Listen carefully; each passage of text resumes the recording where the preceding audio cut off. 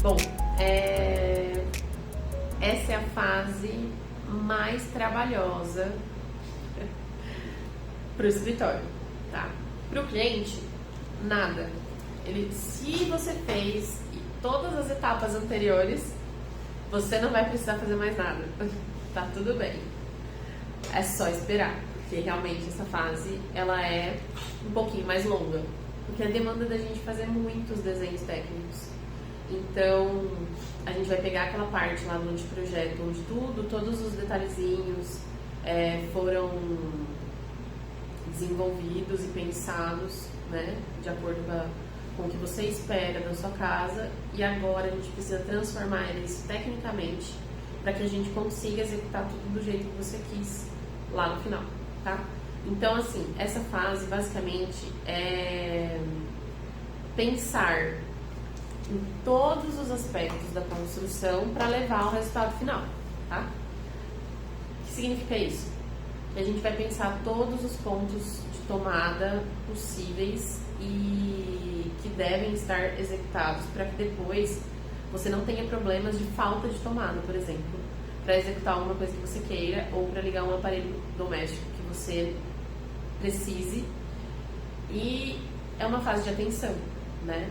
Precisa ser realmente muito bem pensada para que você não tenha que fazer uma construção, uma reforma e depois sair rasgando. Depois que está tudo pronto, você vai perceber que você vai precisar puxar uma canaleta por causa de uma tomada que faltou, ou rasgar uma parede por causa de uma tomada que faltou. Não dá, né? Então, é uma etapa, assim, de planejamento puro. A gente é bem detalhista nesse aspecto. A gente precisa realmente deixar todos os pontos certinhos para antena de televisão, para internet, para caixinhas de som, se você vai ter som integrado, pontos de ar-condicionado, ponto de iluminação, eletros, né? Então, provavelmente nessa fase a gente te pergunte exatamente qual eletro você vai comprar. É muito importante, porque cada um tem a sua dimensão e cada um tem seu manual técnico de instalação, que muda. Não adianta, então você precisa definir qual eletro você vai comprar nessa fase, tá? Provavelmente até um pouquinho antes, a gente vai te perguntar isso provavelmente antes de começar essa fase, porque aí nós já vamos ter a informação, né, para colocar certinho lá o que vai precisar fazer. Então, a gente vai te perguntar qual tipo de forno elétrico, qual tipo de forno você vai ter, se é elétrico, se é a gás, se é embutido, se não é. Então, são coisas que definem bastante o modo como vai ser executado, tá bom? Coifa, se é na parede, se é coifa de ilha, o tipo de churrasqueira que você vai querer ter na sua casa, né? Se é uma churrasqueira daquelas americana, que é com carvão e gás, ou é a convencional, de alvenaria, e que mais? Vários itens, gente. Micro-ondas. Micro-ondas tem vários tamanhos. Filtro de água. Que tipo de filtro você vai querer na sua casa? Se vai ser filtro de bancada, se vai ser filtro de geladeira, na própria geladeira, se vai ser filtro com galão. Então, assim, tem bastante coisas que precisam ser definidas para que o projeto executivo ele seja efetivo, tá? Para que não tenha problema depois na hora da execução.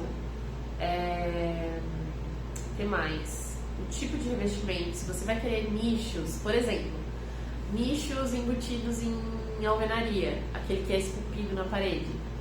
Isso tem que ser pensado nessa etapa e passado para o engenheiro, que provavelmente as colunas laterais, sabe aquele nicho linear que vocês adoram, e nós também, ele sobra um pedacinho de coluna da estrutura da casa mesmo, nas laterais da parede. Quando a gente vai abrir a parede, se for uma construção, a gente já vai prever para esse pilar ele não estar naquela parede, para ele conseguir fazer um nicho linear.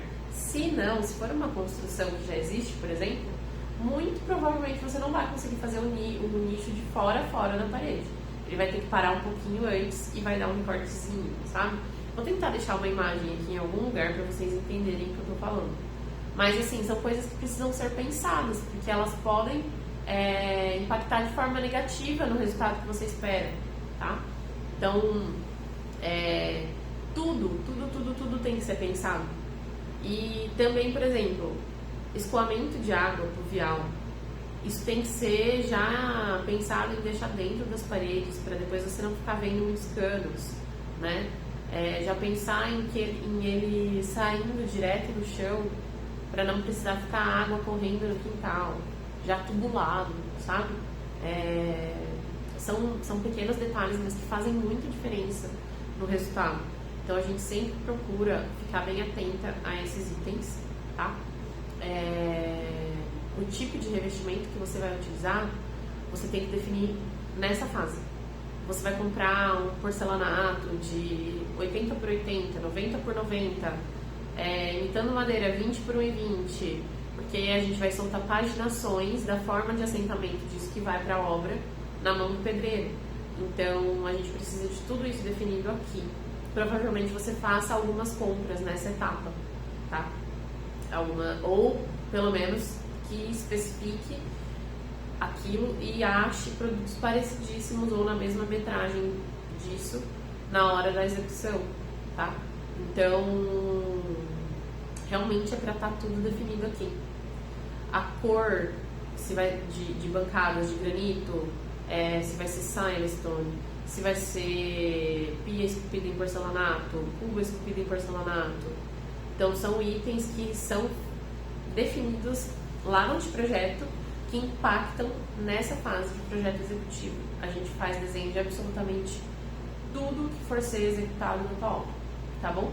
O que você faz? Espera. Você já definiu tudo. Então agora é com a gente. E aí, quando essa fase finalizar, nós vamos te chamar até o escritório para fazer a entrega final de projeto executivo. Você vai ganhar uma caixinha com todos os projetos ali dentro, que você vai guardar na tua casa. Isso é para consulta. E a gente faz um outro jogo de cópias para mandar para sua obra, porque é importante que você tenha onde consultar. A gente manda digital também, né? E tenha também essas cópias em obra para serem consultadas ali na hora da execução, tá bom?